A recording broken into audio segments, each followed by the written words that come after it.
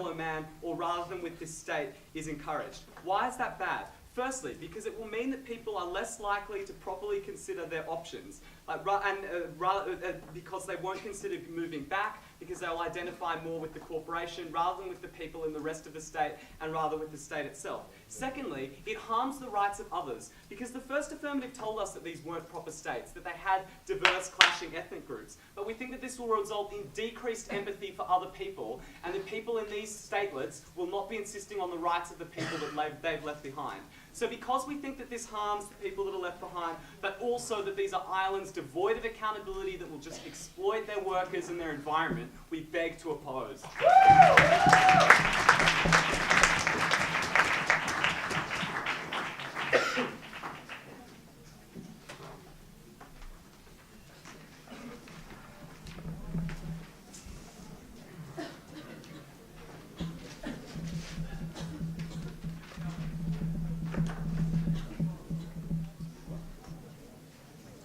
Thank you very much. Now I'd like to welcome to the floor to continue the affirmative team's case, the third speaker, Robin.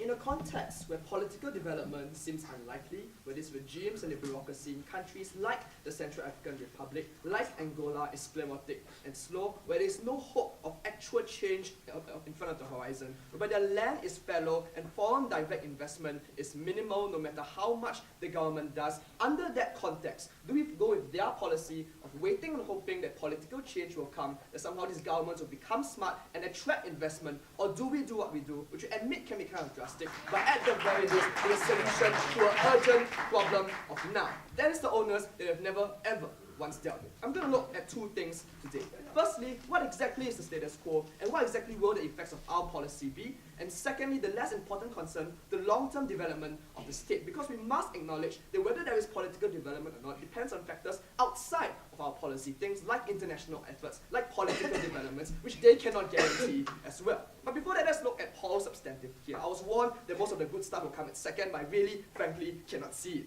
Firstly, the idea of how they cannot identify with the fellow man because they identify with the corporation. I don't think an African farmer is going to say, I'm a citizen of Monsanto anyway. Look at I mean, come on, right? Look at Hong Kong. They were under the British for 99 years. Now they are Chinese again, only with better dress sense. We don't think there will be much of a problem. Secondly, this idea of multilateralism between the developing world and the developed world. And they say this will undermine consensus for aid. On the first level, we think the consensus for aid is independent of this particular policy. When you elect crazy Republicans into office, they slash funds for USAID, regardless of your policy towards the developing world. The electorate usually doesn't place much store on elections in terms of foreign aid. Anyway, ladies and gentlemen, we think a more constant stream of election can come when there's actual entrepreneurs going there on a consistent basis. And as long as we can prove that our policy will attract more entrepreneurs, will attract more MPI, we win this point as well. And we don't think this will undermine multilateralism at all. The people we're talking about here, the United States, even China right now, want to stay within multilateral framework. The analysis that Imran gave you that they never once dealt with, I'll elaborate on this later on. First, the issue of the status quo and what will be the effects of our policy. So the first question in the status quo is, will the alternative of attracting capital investment and political development really work? And this is where the core of our analysis coming from both my first speakers have never been dealt by them. Because we're not talking about India or Vietnam, which already have a vast natural advantages in terms of people as well as resources, ladies and gentlemen. We're talking about countries with political instability as well as no natural resources, whereby the land is fallow. And under these circumstances, foreign companies and entrepreneurs don't want to go there for fear of instability. Our policy gives them a guarantee of control, ladies and gentlemen, which is still a comparative advantage that they did not have before. They need to show why people would not want to come. And more importantly, on a second level, they say Chinese companies will just come and exploit them now. We say for the people that actually come right now, that is exactly what's happening. Because the people who come are not your reputable MNCs, are not your government-linked Chinese companies, but people who have been squeezed out by the Chinese economy, who are willing to be more unscrupulous, ladies and gentlemen, who are willing to set up sweatshops right now. They say they either pay too low or too high. If it's too high, it's bad because you need to lower labor standards. That's what happens right now, ladies and gentlemen. That is precisely the problem. In the absence of control, only some people are willing to come, and those are the people who will create the very race to the bottom that they are talking about. So, what exactly will be the implications of our policy? Will there be exploitation or economic development? We agree there will be exploitation insofar as the people will pay lower wages than someone in Ohio, for instance. But the exploitation will happen either way. We say on the first level, the incentive for these people to actually abuse their workers is minimal because people like China want to stay within multilateral frameworks. They were desperate to go into the WTO because the benefits to their economy is immense, ladies and gentlemen. So we highly doubt they'll send in the People's Liberation Army in the event that they're not happy with the government of Angola, for instance. Secondly, we think there will be economic benefits. They say they will destroy the land. We don't think building piping is necessarily destroying the land. We think where the land was previously destroyed and fallow in the first place, having a factory there is probably a good thing, ladies and gentlemen. They say creating drains is in fact, they say creating drain pipes is usually stealing water. As a country, coming from a country that over 40 years has come from no drain pipes to drain pipes, we think drain pipes are a very good thing in terms of water sharing in that particular country. I just don't get that. Lastly, we don't think these people will be like the East India Company from the British, for instance. We don't think they have an incentive to politically influence this particular government because the currency of international power, regardless of China or the United States, is fundamentally economic. So they want to develop these regions. They want to create consumers, and they want these regions to grow precisely because it benefits them. The last thing is the competition that they'll create. They claim they'll create a race to the bottom. On the contrary, the race to the bottom already happens now, as we have already said. We think we'll create the race to the top because you attract MNCs and government-linked Chinese firms who previously did not come in before. People like government-linked Chinese companies, like even the United Food Company. Under these circumstances, there is more competition, and competition may in fact be beneficial because it attracts better MNCs than before. So we think in the short run, considering that there are millions of unemployed in this particular country, this will be beneficial, and the most urgent need right now will in fact be rectified, if not perfected. That is why that's why they cannot defend the status quo. Let's then move on to the second issue. The effects on the state, ladies and gentlemen. They claim that this policy will make the state seem powerless. On the first level, once again, they have ignored the status quo because the state seems powerless now. When you cannot provide governmental services, when you cannot provide jobs for people, when there are millions of unemployed youths on the particular state, that is when the state is undermined, ladies and gentlemen. And unless they can show that there's such a great international effort that can push these people towards political development in such a short time to strengthen the state, and their deliberate steps towards doing this, we think our policy still stands. And especially since there's an international trend of greater isolationism from countries like the United States to focus on their own constituencies as opposed to developing Africa, we don't think that will happen. Secondly, we don't think the people will be that pissed off because, like Imran has already said, these people primarily identify their communities and the well-being of their communities first and foremost, ladies and gentlemen. That is why if there are economic development, we think people will be largely accepting. So the most important thing, and they put a lot of store on this, is that this will not help the rest of the country. On the first level, we think helping some who are unemployed is better than leaving everyone else unemployed, ladies and gentlemen. But let's play ball here and talk about the rest of the country, even though that is not the main focus. On the first level, Imran has already said there is an opt-in system where people from the rest of the country can still choose to go in as day laborers, like the arrangement between Lesotho and South Africa, for instance. So they will still get jobs throughout the rest of the country. Secondly, there will still be trade in Imran's policy as well that they never once dealt with. That these companies, because of low transportation costs, have an inherent incentive to sell to the nascent middle class within Angola anyway. This with cheaper goods from the United States, for instance, because of the lack of tariffs. We think that is good insofar as lowering the cost of living in this particular country. And thirdly, Imran has also said this: if this particular little sovereign statelets can become little Hong Kongs, ladies and gentlemen, which are economically prosperous compared to the rest of the country, we think that is actually good because we think this will incentivize the people to pressure their government to be more like them, to actually implement economic changes that destroy state monopolies and things like that. And for instance, settling its tax laws and things. And we think that is actually good. We're not saying this will definitely happen, or we say there is a chance of this thing happening. We think the development is always the first step. They say there must be politically development instead. As a Chinese person, I made a radical proposition that under the majority of circumstances, it is economic development that comes first. And development must always start somewhere, ladies and gentlemen. Even if it starts disproportionately in one particular area, that is always how you start. And we think that is a good thing, ladies and gentlemen. Ladies and gentlemen, at the end of the day, we must understand the context here. We're talking about countries that currently do not have hope. They're facing massive unemployment and no political development. Under that circumstances, our policy provides jobs and economic development now at the expense of a sovereignty that is not precious anyway. They want to rely on the long term, and that is why we are proud to propose.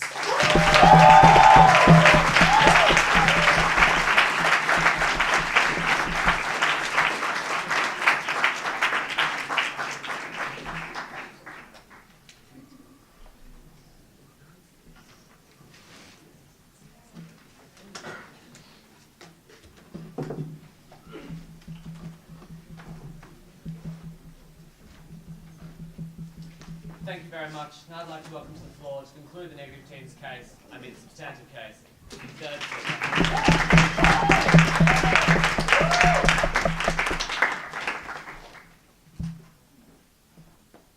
Mr. Speaker, I would like to make 2 confessions at the start of this speech.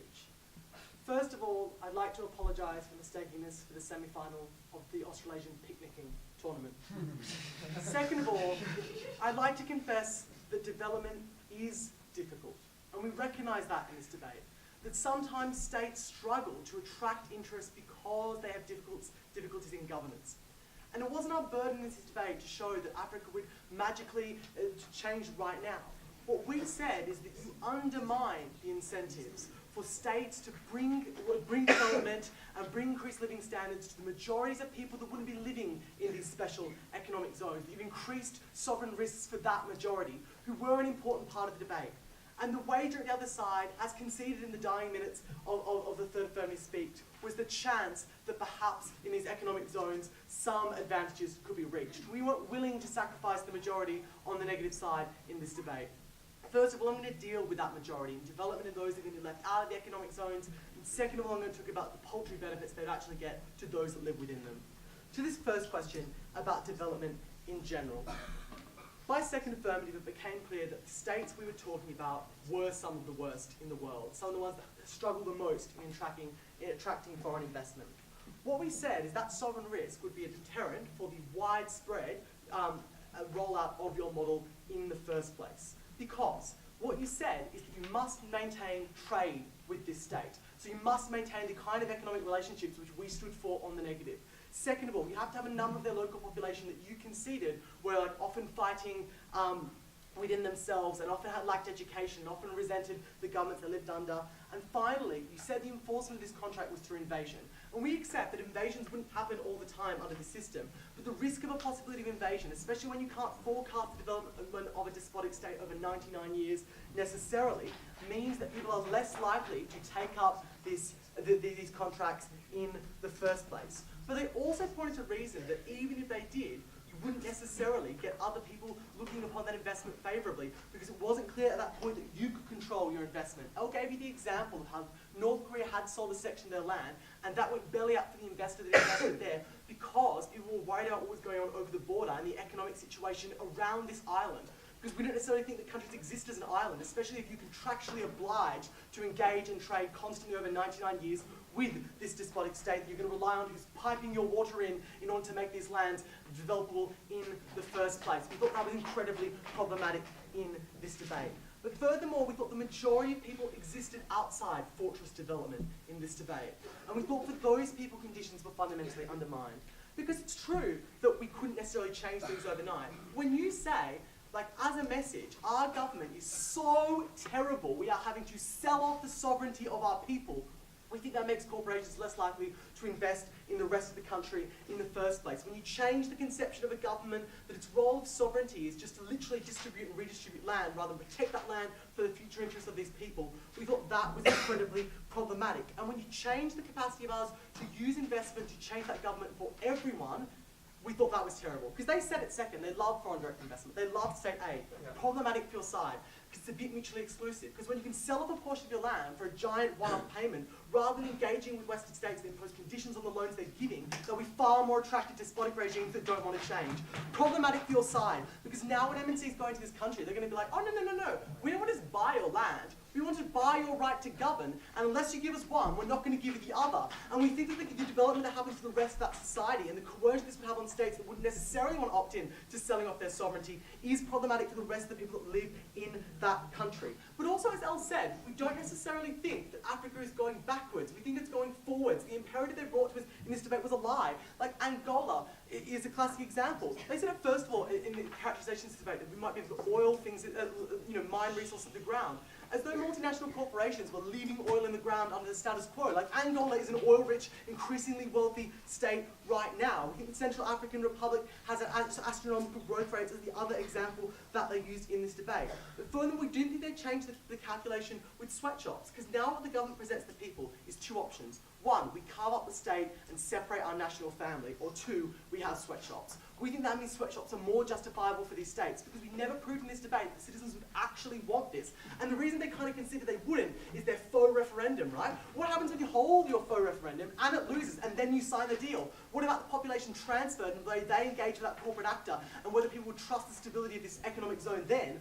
What about people left outside that economic zone that clearly didn't like it and the resentment they're going to hold to this state and what that's going to mean 50 years down the track? Because populist tyrannical governments with populations that hate their neighbours often invade them. We think that's going to be incredibly problematic when you didn't think that people would support this in the process. They said the role of, we value sovereignty, we value a right to sell it. We thought this role fell with governments as representatives of the people, but not with governments in of themselves. They couldn't sell off land that might not be developable now, but might be developable later on in the future. And you undermined the incentive for aid because you provide another solution to states that would otherwise do this. So we move on to the economic zones themselves. They said there's a chance they might end up with wages which they conceded were less than wages in Ohio.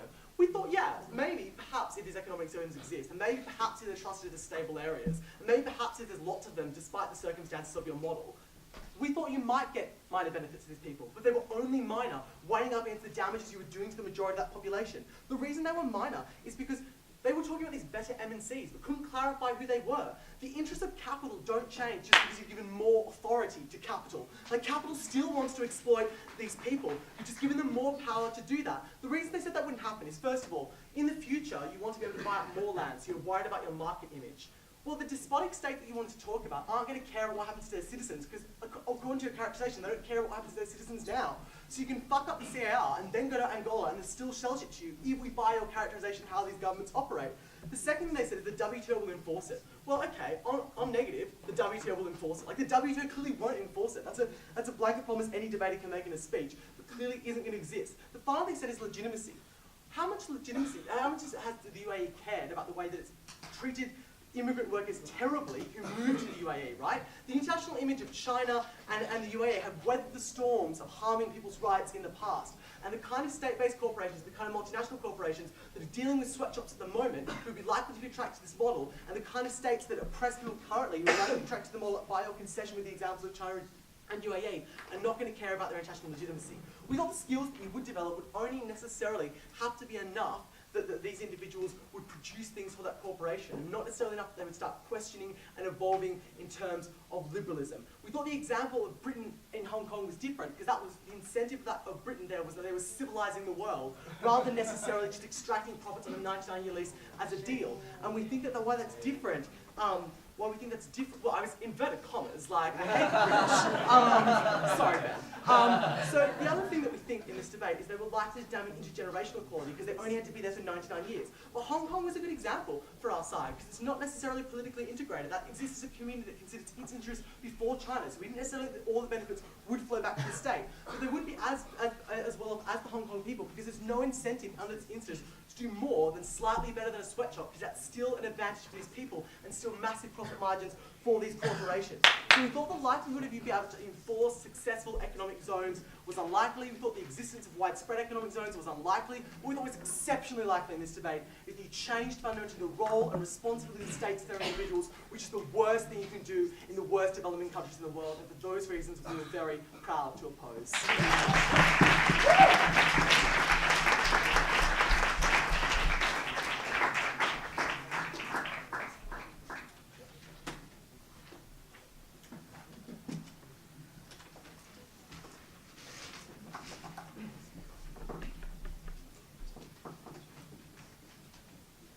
Thanks very much. Now I'd like to welcome to conclude the negative case, the negative reply speaker, Al.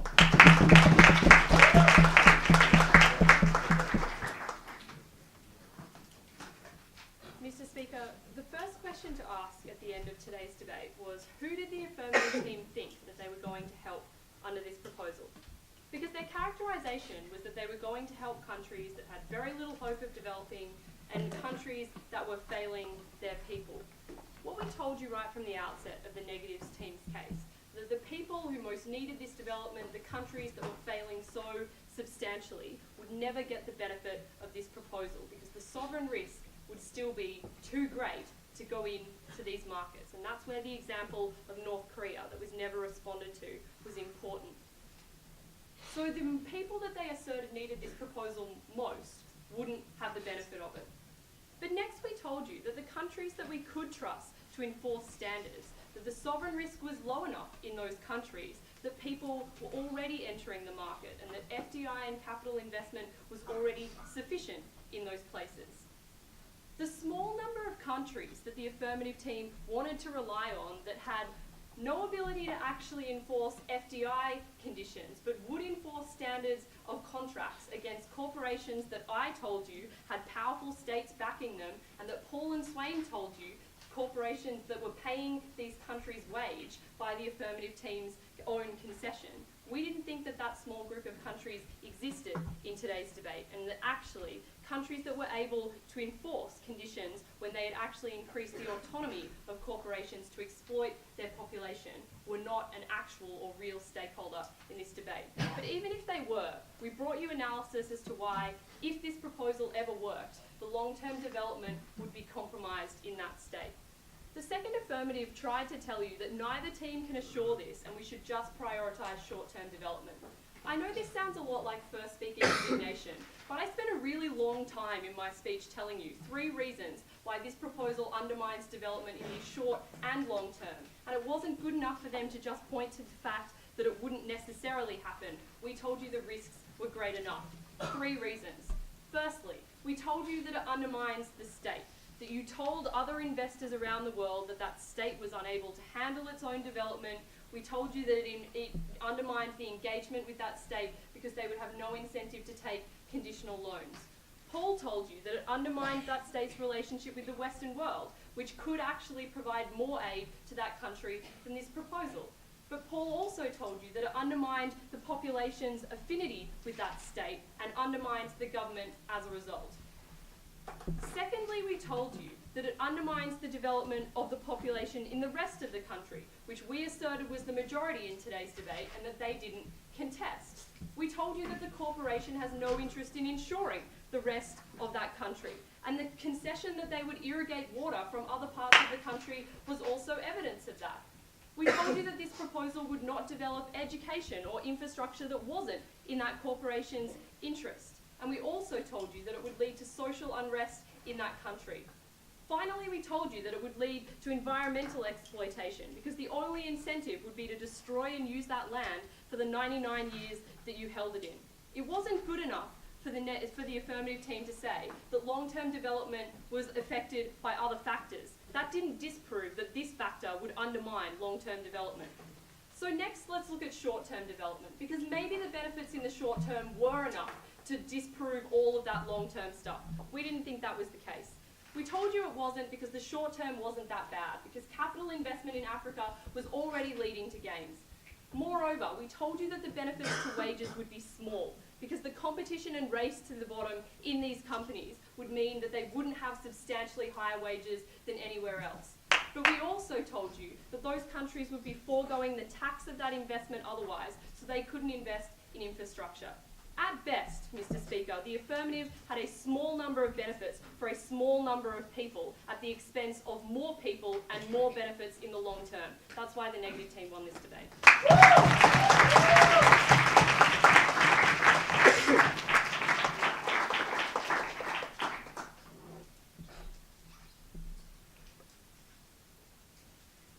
Thank you very much. Now I'd like to welcome to the floor to conclude the affirmative case and indeed to conclude the debate, the affirmative reply speaker.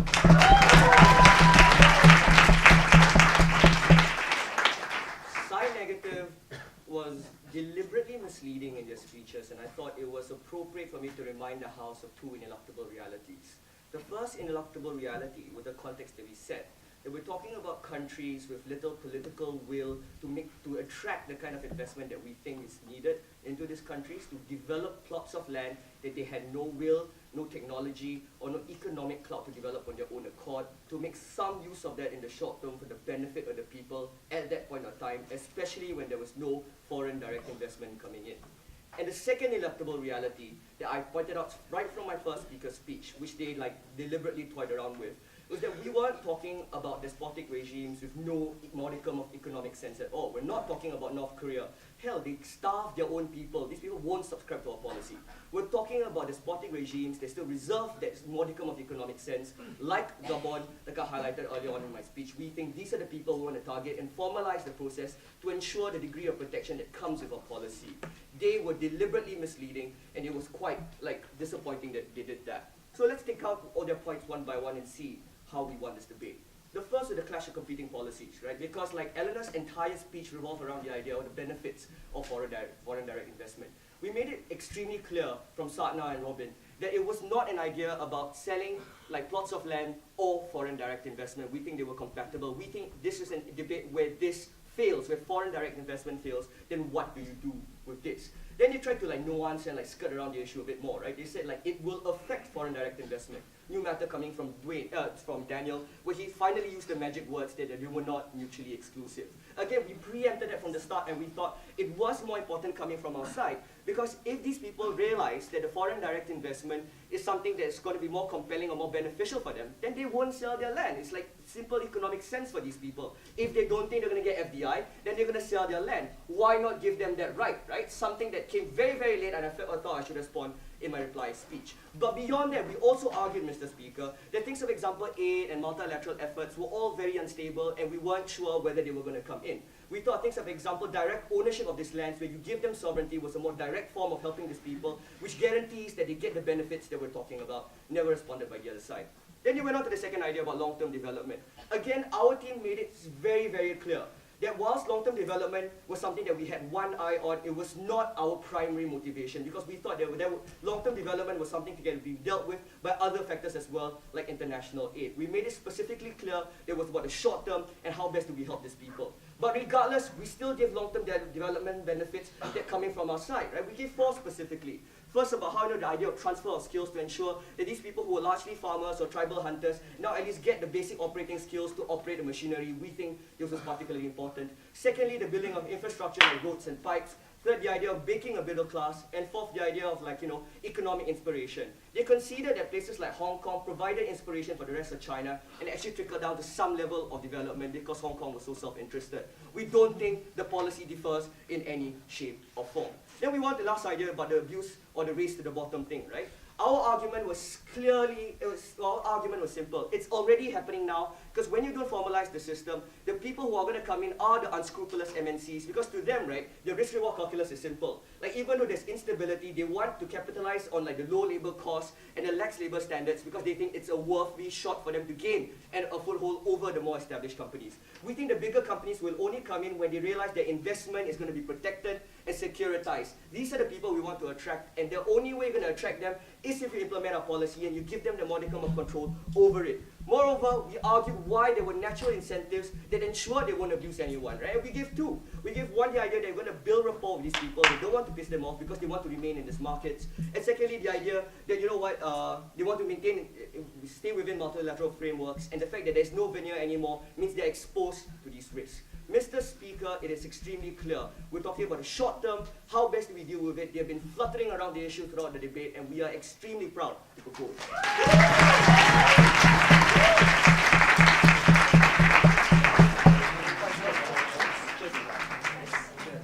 Thank you all the speakers once again for an excellent play. But I think that we should get issues together and go to one of the 2 prep rooms.